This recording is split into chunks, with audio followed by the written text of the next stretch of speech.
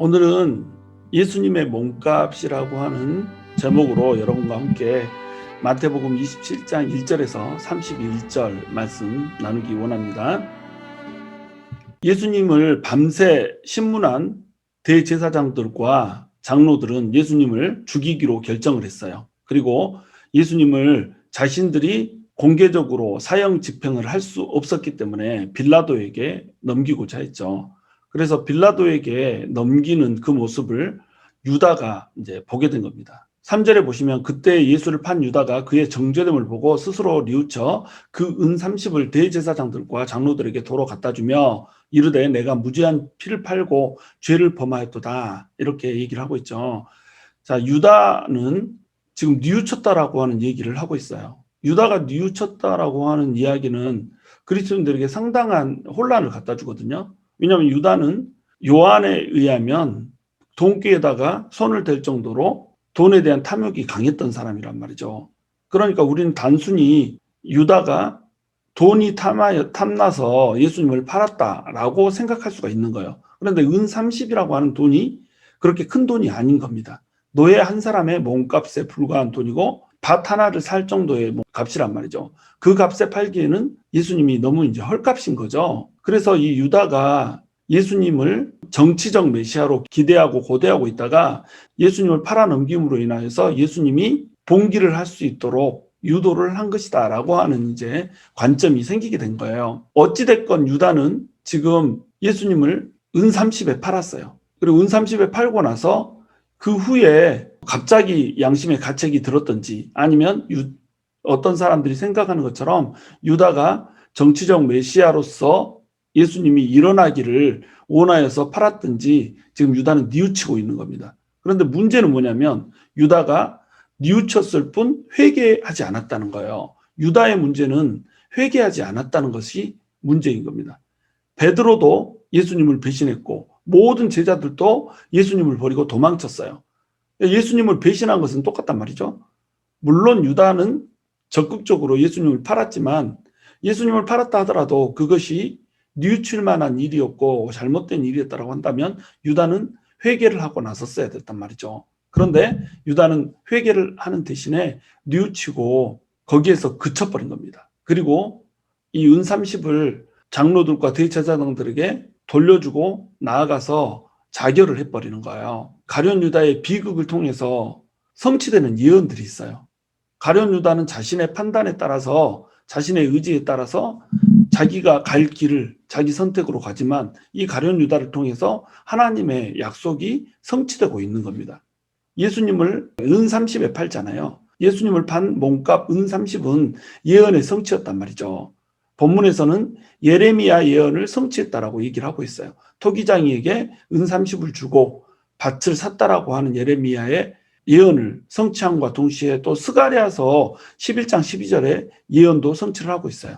스가랴서 11장 12절에도 마찬가지로 은 30에 메시아가 팔릴 거라고 하는 것을 암시하는 대목이 있거든요. 그런데 공교롭게도 이 은 30이라고 하는 값은 출애굽기 21장 32절에 의하면 노예 한 명의 몸값이었단 말이죠. 소가 노예를 받으면, 그래서 노예가 죽으면은 은 30을 소 주인이 물어주고 소는 죽일지니라, 이런 식으로 율법에 나와 있단 말이죠. 그러니까 은 30은 노예 한 명의 몸값이었단 말이죠.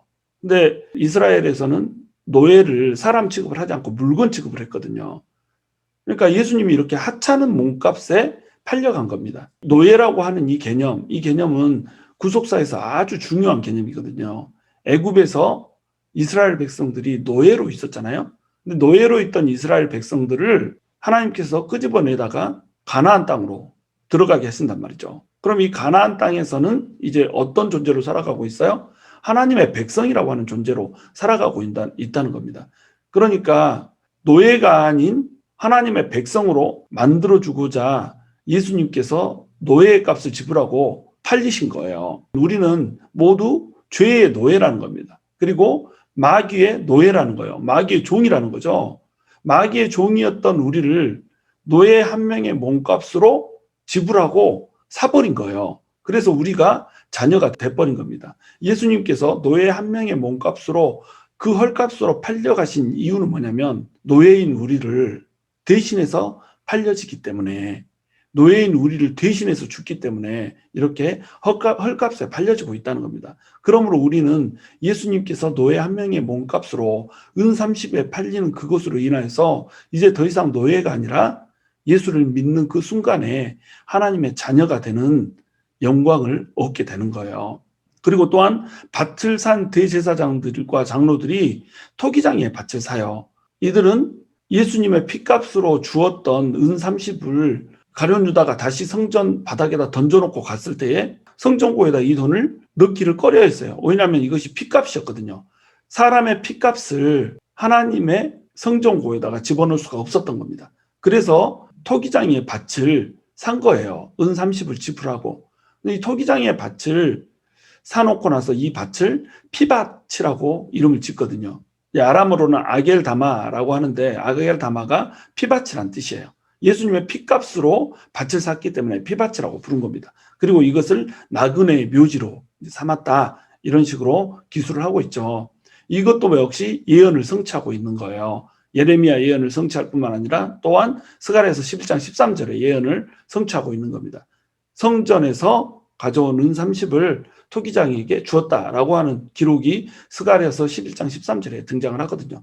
주님께서는 토기장이세요. 그리고 우리는 진흙입니다.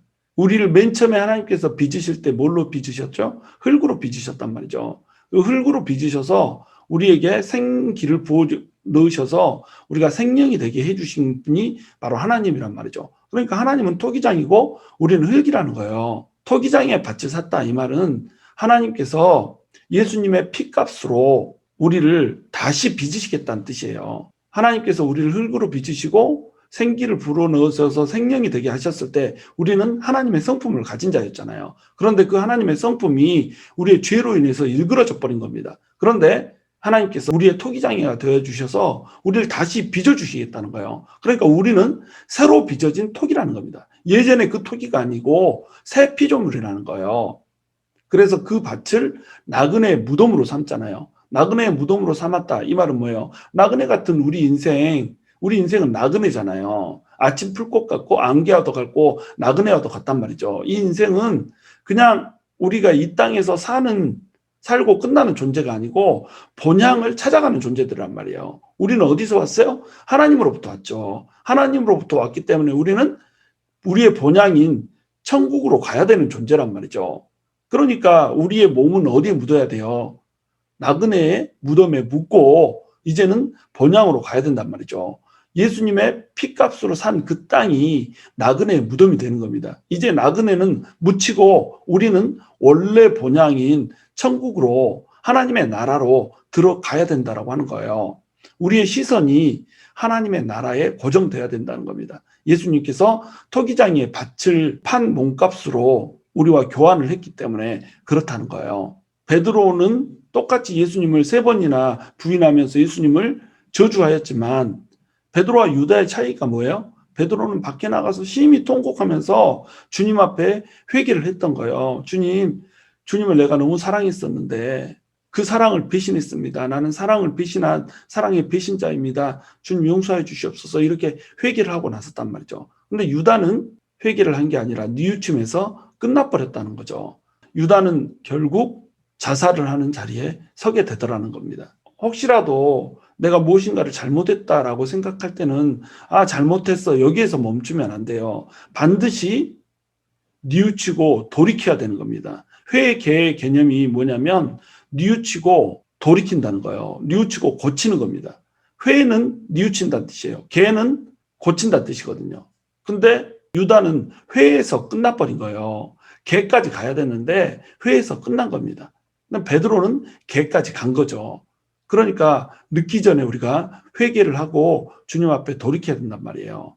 자, 유다의 죽음에 대해서 성경은 또 하나의 흥미로운 얘기를 제시를 하고 있어요. 사도행전 1장 18절에서 19절을 보시면 이 사람이, 유다 말하는 거죠, 불의의 싹스로 밭을 사고 후에 몸이 곤두박질하여 배가 터져 창자가 다 흘러나온지라. 이 일이 예루살렘에 사는 모든 사람에게 알리어져 그들의 말로는 그 밭을 아겔다마라 하니 이는 피밭이라는 뜻이라. 자, 아겔다마, 이건 피밭이란 뜻이거든요.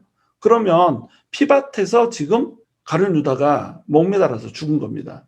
대제사장들과 장로들이 산 아겔다마는 예수님이 십자가에 못 박혀서 돌아가신 다음에 샀을 거 아니에요. 예수님을 밤새 내도록 신문하고 나서 빌라도에게 그 다음날 아침에 새벽에 인도를 했는데, 새벽에 양도하고 나서 그 사이에 뭐 밭을 후다닥 사진 않았을 거 아니에요.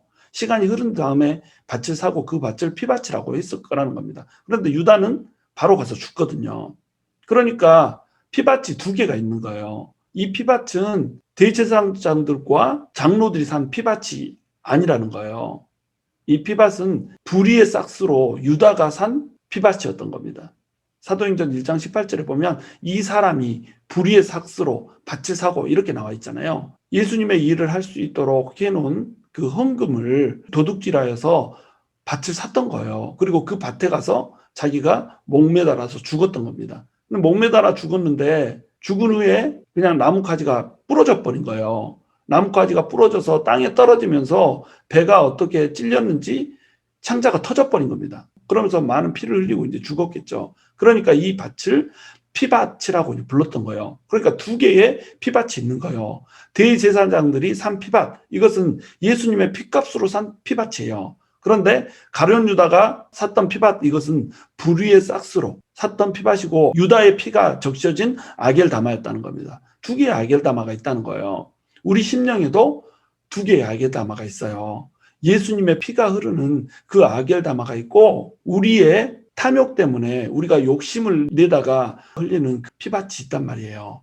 예수 그리스도 앞에 나가서 우리의 모든 죄들을 예수님의 피로 속함받는 그 아겔다마가 우리한테 흘러야 되는 거예요. 그렇지 않고 우리의 탐욕으로, 우리의 불의의 싹스로 밭을 사면 그 밭은 결국 우리에게 어떤 밭이 되는 거예요? 우리의 피가 흘려지는 밭이 된단 말이에요. 그런데 예수 그리스도의 십자가의 피로 우리의 모든 탐욕을 씻어내고 정욕을 씻어내면 우리 안에 흐르는 피는 누구의 피예요? 예수님의 피가 흘러진다는 겁니다. 내 피 대신 예수님의 피가 흘러지는 거예요. 예수님의 그 피값 때문에 하나님의 나라를 유업으로 받을 수 있는 자리에 서게 된다는 거예요. 여러분, 내 탐욕으로 나의 피가 흘려지는 자리에 서지 마시고 나의 탐욕을 전부 제하고 예수 그리스도의 피가 정결케 하며 예수 그리스도의 피가 하나님의 나라를 유업으로 주는 그 자리에 우리가 서야 된다는 거예요. 여러분, 우리는 유다의 아겔다마가 아닌 예수님의 피값으로 산 아겔다마가 우리 심령 가운데 흘러줄 수 있도록 마음을 잘 지키기를 주님의 이름으로 축원합니다. 그 다음에 이제 빌라도라고 하는 인물이 등장을 해요. 대제사장들과 장로들이 자기들이 예수님을 공개적으로 사형을 해야 되는데 사형 집행권이 이들에게 없었단 말이죠. 그러면서 빌라도에게 사형을 시켜달라고 로마 총독에게 지금 부탁을 하고 있는 거예요. 요청을 하고 있는 거예요. 그런데 이것이 또 하나님의 예언을 이루는 놀라운 계기가 되는 겁니다. 빌라도라고 하는 사람은 AD 26년에서부터 36년까지 유대 총독으로 있던 사람이에요. 원래 유대 지방은 헤롯 왕이 다스리고 있었거든요. 그래서 헤롯 대왕이 있고 헤롯 대왕 밑에 아들들이 있어가지고 그 아들들이 세 개로 쪼개서 지금 다스린다고 그랬잖아요. 그래서 지도에 보시면 헤롯 안디바가 주황색, 오렌지색으로 되어 있는 이 지방들을 다스렸죠. 그러니까 갈릴리 지방을 헤롯 안디바가 지금 다스리고 있었던 겁니다. 그리고 헤롯 빌립 2세가 가이사랴 빌립보가 속한 그 북쪽 지방을 다스렸고, 빌라도가 이제 로마 총독이 유대 지방, 사마리아 지방, 이두메 지방, 이 세 지방을 동시에 통치를 하고 있는 이런 상황인 겁니다.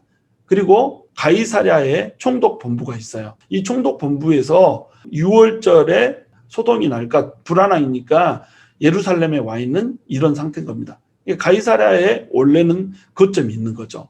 근데 이 사람이 예수님을 죽이는 문제에 있어서 굉장히 사람들한테 끌려가는 이런 모습을 보이거든요. 그래서 이 사람을 우유부단한 성격이라고 우리가 오해를 하는데, 이 사람은 우유부단한 성격의 사람이 전혀 아니에요. 이 사람은 예루살렘에다가 황제의 신전을 세워버렸어요.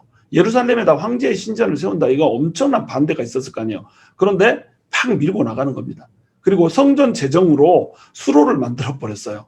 여러분 성전 재정으로 수로를 만든다. 성전을 거의 목숨처럼 여기는 유대인들에게 얼마나 많은 반감을 일으켰어요. 그러니까 이런 짓을 하니까 이제 폭동들이 막 일어나기 시작을 하는 겁니다. 그러니까 이 폭동들이 일어나니까 가차없이 유대인들을 학살을 해버린 거예요. 그리고 뇌물을 받고 대제사장을 임명을 하고, 빌라도는 유대인들의 반란이 두려웠던 게 아니에요. 유대인들이 반란을 일으키면 그냥 이 밀란을 확 쓸어버리면 되는 겁니다. 그런데 유대인들의 밀란을 두려워했기 때문에 유대인들에게 끌려다닌 것처럼 기록이 돼 있거든요. 이건 이유는 뭐냐면 디베랴 황제가 추궁할까 봐 두려웠던 거죠. 정치적인 입지가 굉장히 안 좋아져 있었거든요. 그래서 자기 정치적인 입지를 지키기 위해서 지금 유대인들의 밀란이 일어나면 안 되는 이런 상황이었다는 겁니다. 그래서 예수님을 죽게 한 거예요. 예수님을 죽이지 말라고 아내가 부탁을 하잖아요. 그런데 그 아내가 부탁해서 예수님을 살리고자 했음에도 밀란이 나는 게 두렵거든요. 밀란이 나는 것이 자기 정치적 입지에 안 좋은 영향을 미치기 때문에 예수님을 죽였던 거예요. 그러니까 예수님의 몸값은 지금 뭐예요? 한 사람의 정치적 입지 값밖에 안 된다는 말이죠. 천지를 창조하신 하나님이신 예수님이 한 사람의 정치적 입지를 지켜내기 위해서 십자가에 못 박히게 되는 이러한 상황이 지금 벌어지고 있다는 거죠. 그런데 이것이 성경에 이미 예언된 것이라는 겁니다. 예수님의 죄패 유대인의 왕이라고 빌라도가 썼잖아요. 유대인의 왕이라고 쓰지 마시고 자칭 유대인의 왕이라고 써주세요. 그랬더니 빌라도가 나는 내가 쓸 것을 쓴다 이러면서 딱 쓴단 말이죠. 유대인들의 말을 굳이 막 들어주는 사람은 아니란 말이에요. 그런데 빌라도를 이런 상황으로 몰고 가고 있는 이유, 이건 뭐냐면 성경의 예언이 성취가 돼야 되는 겁니다. 그래야지 예수님이 메시아, 그리스도라고 하는 것이 이루어지는 거예요.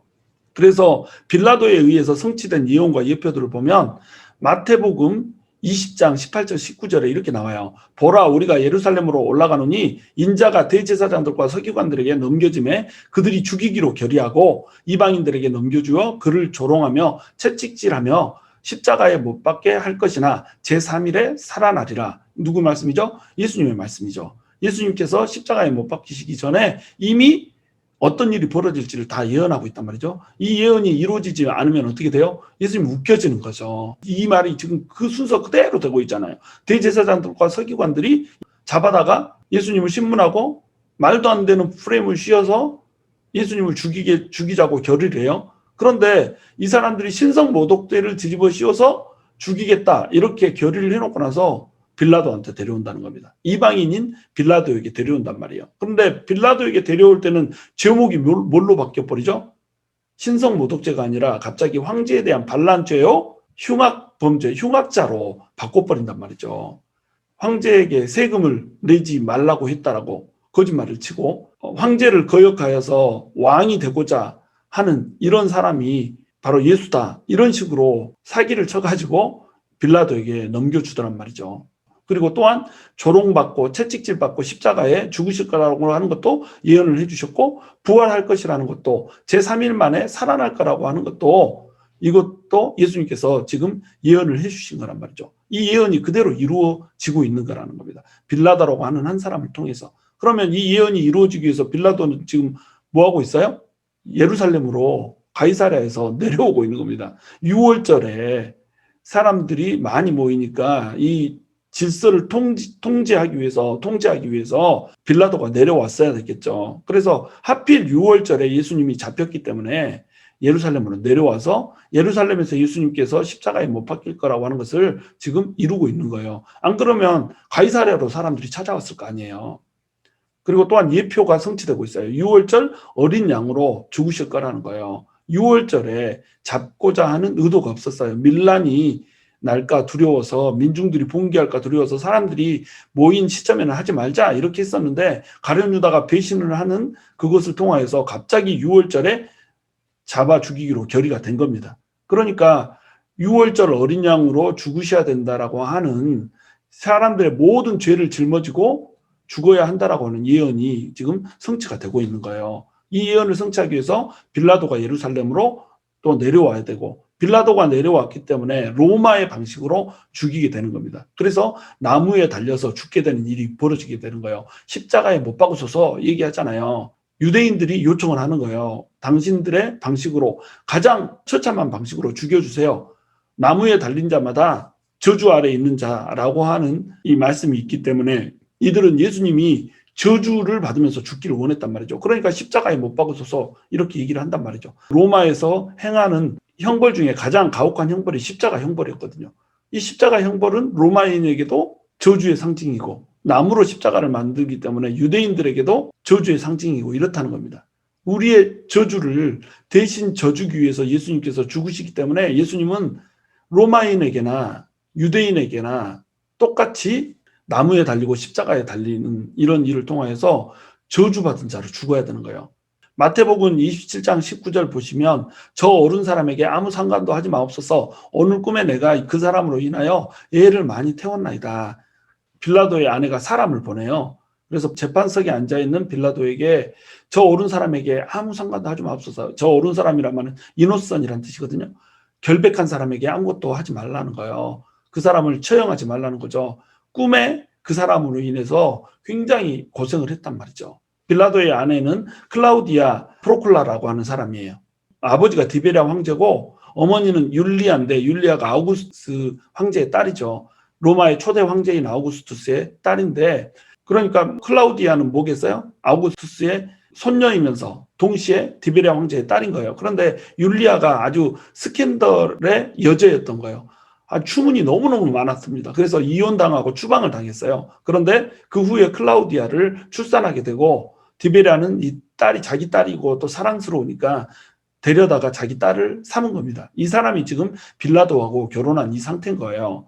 클라우디아가 빌라도에게 꿈에 대해서 이제 사람을 보내서 경고를 한 거죠. 이 사람 절대로 이렇게 손대면 안 됩니다. 이렇게. 그런데 빌라도가 이 꿈 얘기를 듣고 예수님을 살려주기 위해서 굉장히 애를 쓴단 말이에요. 지금 예수님은 빌라도하고 거의 뭐 관련이 없는 사람이에요. 그러니까 사람들이 와서 떼거지로 와가지고 죽여주소서 막 이러면 그냥 죽이면 되거든요. 그런데 예수님을 살려주려고 애를 씁니다. 예수님을 살려주기 위해서 바라바라고 하는 죄수와 예수님 사이에서 저울질을 하게 만들죠. 그리고 또한 예수님을 살려주기 위해서 예수님을 채찍질하여서 앞에다가 딱 세워놓으면 유대인들에게 동정심을 야기할 수 있을 거라고 생각을 한 거예요. 그래서 예수님을 채찍질을 한 겁니다. 물론 채찍을 가해서 십자가 위에서 힘을 빼놓는 그런 용도로도 채찍질을 하기도 했지만, 이 경우는 예수님을 놓고자 하여서 채찍질을 했다. 이것이 요한복음에 그대로 기술되어 있단 말이죠. 그런데 이사야서 53장에 보면 예수님이 채찍에 맞는 장면이 기술되어 있거든요. 그러니까 예수님은 채찍에 맞아야 되는 거예요. 그래야 그리스도가 되는 겁니다. 그래서 클라우디아라고 하는 이 빌라도의 아내가 죽이지 말라라고 얘기한 이것을 통해서 이것을 결국 피하기 위해 빌라도는 예수님을 채찍으로 때렸던 거예요. 결국 예언이 빌라도의 아내를 통해서 성취가 되고 있는 겁니다. 그러나 빌라도는 결국 예수님을 죽이는 자리에 가게 되는 거죠. 자기의 정치적 입지를 위해서 하나님의 경고, 예수님의 경고를 무시한 거예요. 그러니까 지금도 전 세계 모든 그리스도인들이 매 주일마다 본디오 빌라도에게 고난을 받으사 이런 식으로 이 예수님을 죽인 주범으로 지목이 되고 있잖아요. 사실은 예수님을 죽인 주범이 본디오 빌라도는 아니거든요. 그런데 하나님의 경고를 무시했던 겁니다. 반면에 하나님의 경고를 받아들이고 경고를 했더니 클라우디아는 오리겐에 의하면 나중에 결국 예수님의 제자가 되었다는 이런 전승이 있는 거예요. 그리고 이 클라우디아가 예수님께서 십자가를 지고 가실 때 물을 먹여준 그 여인 베로니카였다, 이렇게 얘기를 하죠. 베로니카라고 하는 사람은 예수님을 수건으로 이제 얼굴을 닦아주는데 그 수건에 예수님의 핏자국, 혈흔이 그대로 찍혀서 예수님의 모습을 알 수 있는 유품을 가지고 있었던 이런 사람인 거죠. 내가 누구를 너희에게 놓아주기를 원하느냐, 바라바냐 그리스도라 하는 예수냐. 이에 바라바는 그들에게 놓아주고 예수는 채찍질하고 십자가에 못 박히게 넘겨주니라, 이렇게 나와 있죠. 여러분, 바라바라고 하는 사람과 예수님 사이에서 저울질을 해요. 지금 빌라도는 예수님을 놓아주고 싶어요. 그러니까 이 명절이 오면 죄인 한 사람씩을 항상 놔주는 그 풍습에 따라서 예수님과 바라바를 세워놓고 둘 중에 하나 누구 놓아줄까? 이것을 얘기함으로써 예수님을 놓아주기를 이제 선택하기를 유도를 한 거죠. 왜냐하면 바라바라고 하는 사람은 당시에 너무나도 유명한 흉악범이었거든요. 강도였고 살인자였고 또 밀란을 일으킨 사람이었다라고 이렇게 얘기를 하고 있어요. 그러니까 바라바라고 하는 사람과 그리스도로 예수라고 하는 이 사람을 두 사람을 놓고 누구를 놔줄까 하면 예수님을 놔줄 거라고 이렇게 생각을 했던 거예요. 그리고 그것을 위해서 물어보다가 바라바를 놔달라고 의외의 답변을 들으니까 이제 예수님을 채찍질까지 하고 다시 세워서 누구를 놔줄까 이렇게 얘기를 하는 장면이 나오는 겁니다. 바라바라고 하는 사람, 이 사람은 흉악범이었기 때문에 무죄한 죄가 없는 예수님과 비교를 해놓으면 당연히 예수님을 놔줄 거라고 빌라도는 판단을 했던 거예요. 그런데 의외로 바라바를 놔달라고 이 사람들이 이렇게 무식한 짓을 한 겁니다. 바라바라고 하는 사람을 마태복음에서는 바라바라고 그냥 기술을 하고 있지만 그 밑에 풋노트가 붙은 것을 보면 바라바 예수라고 나와요. 원래 이름이 예수였던 겁니다. 그런데 예수라고 이름을 이제 하는 이름을 빼버린 이유는 뭐냐면 예수님하고 이름이 똑같은 거예요, 이게. 근데 이 바라바가 예수라고 하는 이름을 가졌다는 건 굉장히 의미심장한 거거든요. 바라바라는 뜻은 바라바 해가지고 아버지의 아들이라는 뜻이거든요. 그리고 이름이 예수란 말이에요. 그러니까 바라바 예수라고 하는 사람은 영적으로는 어떤 의미를 갖겠어요? 예수가 구원자라는 뜻이잖아요. 내 스스로 나를 구원할 수 있다라고 믿는 인간의 자화상인 겁니다. 모든 인간들이 자기 스스로를 자기가 구원할 수 있을 것처럼 전혀 구원자가 필요 없는 것처럼 이렇게 살아가거든요. 그런데 그것이 아니라는 거죠. 그리스도 예수, 기름 부으심을 받으신 구원자 예수께서만 구원을 하실 수 있다는 겁니다. 그래서 그리스도 예수를 내어주고 스스로를 구원할 수 있다고 믿는 그 인간 하나를 건져내는 거예요. 26절에 바라바는 그들에게 놓아주고 예수는 십자가에 못 박히게 넘겨줬다고 나오잖아요. 예수님을 넘겨주고 바라바를 내어주는 겁니다. 우리가 바로 바라바라는 거예요. 흉악범인 바라바, 스스로 구원할 수 있다고 믿는 바라바, 그 바라바를 그리스도 예수께서 십자가에 달리시고 바라바는 대신 내준단 말이에요. 이 바라바는 원래는 풀려날 수 있는 사람이 아니잖아요. 근데 예수님 때문에 예수님을 놓아주려다가 그냥 엉겹게를 풀려나버린 이런 사람이란 말이죠. 그러니까 이 바라바는 영적으로 우리를 상징한다는 겁니다. 그리고 바라바가 아버지의 아들이라는 뜻이라고 그랬잖아요. 스스로 구원될 수 있다라고 믿었던 이 터무니없는 인간, 이 인간을 아버지의 아들, 하나님의 아들로 만들어주기 위해서 그리스도 예수께서 돌아가셨다는 거예요. 십자가에 못 박히셨다는 거죠. 그러니까 예수님의 몸값은 뭐예요? 노예의 몸값이면서 동시에 사형수의 몸값이라는 거죠. 우리는 노예예요. 우리는 사형수예요. 그런데 예수님의 피값, 예수님의 몸값으로 노예였던 우리가 자유인이 되고 사형수였던 우리가 하나님의 백성이 되는 겁니다. 이것이 마태복음 27장에 예수님의 몸값에 들어있는 비밀이라는 거예요. 우리는 노예였어요. 사형수였어요. 그러나 그 상태로부터 벗어나서 이제 하나님의 아들이 된 겁니다. 자, 그 다음에 유대의 종교 지도자들과 유대인들의 행태를 봐보세요. 이 사람들은 불법자들이었어요. 그래서 불법으로 재판을 하고 있는 겁니다. 그들이 재판하고 있는 것은 모두 전부 다 불법이고 위법이었어요. 그리고 이들은 위선자였어요. 율법을 지킨다고 모두 법을 어겨놓고 나서 율법 지킨답시고 빌라도의 관정에는 안 들어가요. 빌라도의 관정은 이방인들이 머무는 곳이니까 이방인의 관정에 들어가지를 않잖아요. 그러니까 예수님께서 관정에서 예수님이 신문하고 다시 밖으로 나와서 유대인들한테 죄 없다는데? 이러고 아니 죄 있다니까 십자가에 다르세요. 그러면 다시 돌아와가지고 예수님이 신문하고 들어갔다 나갔다 이 우스꽝스러운 짓을 지금 빌라도가 하고 있는 거예요. 이만큼 그들은 위선자였단 말이죠. 율법 다 어겼잖아요. 지금 불법으로 재판했잖아요. 그래놓고 율법 지킨답시고 거룩 떨고 있단 말이죠. 위선 떨고 있단 말이죠. 빌라도의 관정에 들어가지 않는 이 뽐 잡는 거, 이거는 율법을 지키고 죄인이 아닌 의인을 죽게 하는 이 과정에 이르게 하는 이것은 전부 다 불법으로 재판하고 이것이 그들의 실상이었단 말이죠. 그리고 이들은 사기꾼들이었어요. 신성모독죄로 예수님을 뒤집어씌워서 사형시키자 이렇게 해놓고 갑자기 흉악죄인으로 갑자기 반란죄인으로 빌라도에 가서는 고발을 한단 말이죠. 또 이들은 무법자들이서 십자가에 못 박으셔서 이 죄가 없지 않냐? 무슨 죄가 있냐? 십자가에 못 박으소서. 아니 바라바 대신 놔줄게. 십자가에 못 박으소서. 아니 채찍질만 하고 놔줄게. 십자가에 못 박으소서.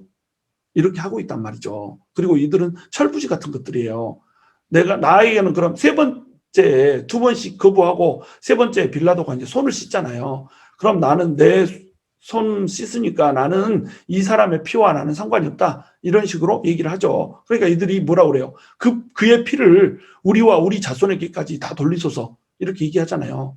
이 철딱서니들이 자기들이 무슨 얘기를 하고 있는지도 몰라요. 그러니까 AD 70년에 110만 명이 유대인들이 다 죽어버리잖아요. 정말로 예수님의 피값이 이들에게 임해버린 겁니다. 그리고 2000년 동안 유리하면서 자기의 땅 없이 이렇게 살아가는 처지에 놓여버리고 심지어 홀로코스트를 당해서 유대인들이 얼마나 많이 학살을 당했냔 말이죠. 예수님의 피를 우리와 우리 자손 때까지 물려주라고 이렇게 하더니 AD 70년에 자기들이 피를 흘렸고 나중에 2000년 동안 유리하면서 또 홀로코스트 당해서 자기 자손들이 피값을 치러야 되는 이런 상황에 몰리잖아요. 그냥 말을 이렇게 함부로 하고 함부로 하나님의 이름을 망령되게 일컫고 이러면 안 된다는 거죠. 그 다음에 이제 총독의 군병들 마지막으로 살펴볼게요. 이 사람들은 예수님의 옷을 벗기고 홍포를 입혔어요. 홍포는 왕한테 입히는 거잖아요. 예수님이 채찍에 맞았기 때문에 피 범벅이 됐을 거예요. 그 옷을 벗기고 이제 홍포, 왕이 입을 수 있는 붉은색 옷을 입힌 거죠. 그리고 머리에다가는 과시관을 씌워요. 이게 이제 왕에게 씌우는 면류관이다 이거죠. 그리고 그 다음에 오른손에는 갈대를 쥐어요. 왕이 드는 그 홀이라는 거죠. 이렇게 놓고 앞에서 무릎을 꿇고 유대인의 왕이시여 평안하소서 이러면서 막 인사를 해요. 희롱하고 있는 거예요, 예수님을. 그리고 그 얼굴에다 침을 뱉고 갈대를 빼앗아 머리를 치는 거예요. 얼마나 의인인 예수님을 지금 조롱하고 있어요. 죄가 하나도 없으신 분인데 이렇게 마음껏 조롱하면서 이렇게 한단 말이죠. 그런데 이것이 결국 왜 이런 일이 벌어져요? 예언을 했거든요. 조롱하고 침뱉음을 당하고 십자가에 못 박히고 채찍 맞고 이것이 예수님께서 예언하셨단 말이죠. 그리고 구약 성경에 이미 예언이 돼 있단 말이죠. 시편 69편에 그리고 이사야서 53장에 전부 다 예언되어 있는 거란 말이죠. 그러니까 인간의 이 악랄한 행태를 통해서 하나님께서는 예언을 성취하고 있는 겁니다. 예수님이 그리스도다 보여주고 있는 거예요. 가룟 유다에 의해서 팔려가고 대제사장들과 장로들에 의해서 팔려가고 빌라도에 의해서 또한 십자가에 못 박히고 총독의 군병들에 의해서 조롱을 당하고 전부 이 인간들의 악한 행동 때문에 예수님이 어떻게 되고 있어요? 그리스도라고 하는 그 예언이 이루어지고 성취되고 있잖아요. 하나님께서는 왜 예수님을 그토록 고통스러운 자리에 조롱받는 자리에 내어주셨을 수밖에 없냐 이거죠. 바로 이 흉악한 죄인들을 통하여서 하나님의 예언들이 성취된과 동시에 이 흉악한 죄인들을 예수님과 대조를 시키고 있는 거예요. 바로 이것들을 위해서 예수님이 죽었다는 거예요. 그러니까 이 흉악함을 떨쳐버리고 예수님께 나와서 죄사함을 받으라는 거죠. 이 흉악범들이 바로 누구예요? 바로 우리라는 겁니다. 우리와 저들이 다를 것이 아무것도 없단 말이에요. 그런데 예수님께서는 우리를 위해서 죽으셨다는 겁니다. 모든 모욕과 모든 불의와 모든 불법과 모든 조롱과 모든 배신을 당하면서 예수님께서는 우리를 위해서 죽어주셨다는 거예요. 그러므로 그 예수님의 사랑 안으로 우리가 들어가야 되는 겁니다. 그 예수님의 사랑 안에서 우리 역시 예수님께 우리의 사랑을 돌려드려야 되는 거예요. 저와 여러분이 그 흉악 죄인이었던 우리를 용서해 주시기 위해서 가장 흉악하고 처절한 방식으로 죽어가신 가장 수모스럽고 수치스럽고 가슴 아픈 배신을 당하면서 죽어주신 그 예수 그리스도의 사랑으로 충만해지고 그 사랑을 깨닫게 되기를, 그리고 그 사랑 때문에 예수님께 사랑을 돌려드리고 예수님의 뜻대로 살면서 하나님의 나라를 확장시켜 나가는 자들이 될 수 있기를 주님의 이름으로 축원합니다.